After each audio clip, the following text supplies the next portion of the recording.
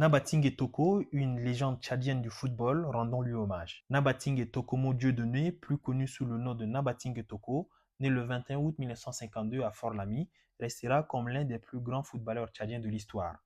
Attaquant puissant, généreux dans l'effort et doté d'un sens du but rare, il a marqué durablement le football français et laissé une empreinte indélébile au Paris Saint-Germain, où il deviendra une figure emblématique des années 1980.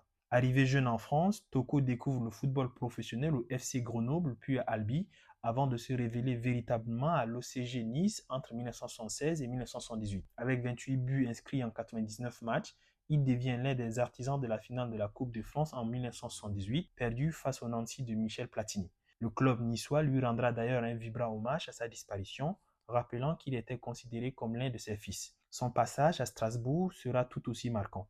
Il participe à la conquête du titre de champion de France en 1979, un exploit historique pour le club alsacien. En 1980, Toko rejoint le Paris Saint-Germain où il vivra ses plus grandes heures. En 5 saisons, il inscrit 43 buts en 171 matchs, remporte 2 Coupes de France et entre définitivement dans l'histoire du club en devenant le 28 septembre 1982 le premier buteur du PSG en Coupe d'Europe face au Levski Sofia. Cette réalisation, devenue mythique, symbolise l'émergence européenne d'un club encore jeune. Pour beaucoup de supporters, Toko incarne cette période fondatrice, un joueur travailleur, respecté et profondément attaché au maillot. Ses anciens dirigeants et coéquipiers salueront unanimement sa disparition. Michel Denisot, figure du PSG, évoquera, je cite, un grand joueur, un expert en football, toujours de bonne humeur et attentionné. Fin de citation. Après sa retraite sportive en 1986, Toko reste au PSG comme membre du staff jusqu'à 1998.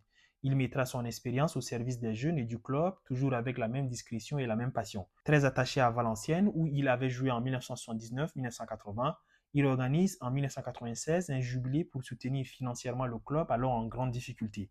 Ce geste illustre parfaitement l'homme qu'il était, loyal, solidaire, profondément humain. Nabatinké Toko s'est éteint ce 10 février 2026 à l'âge de 73 ans après une longue maladie. Le PSG, Nice, Strasbourg, Valenciennes et de nombreux acteurs du football ont exprimé leur tristesse et salué la mémoire d'un joueur qui, je cite, aimait la vie, fin de citation, et qui aurait marqué plusieurs générations. Au Tchad, sa disparition est une tristesse. Il fut l'un des premiers footballeurs du pays à s'imposer au plus haut niveau européen, ouvrant la voie à d'autres talents africains.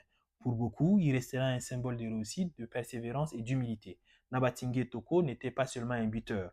Il était un passeur de valeurs, un homme de cœur, un ambassadeur du Tchad en Europe, un travailleur acharné qui a su gagner le respect partout où il est passé. Son histoire mérite d'être transmise aux générations au Tchad comme en France. Elle rappelle que le talent, lorsqu'il est porté par la détermination et l'humilité, peut traverser les frontières et laisser une trace durable. Puisse-t-il reposer en paix.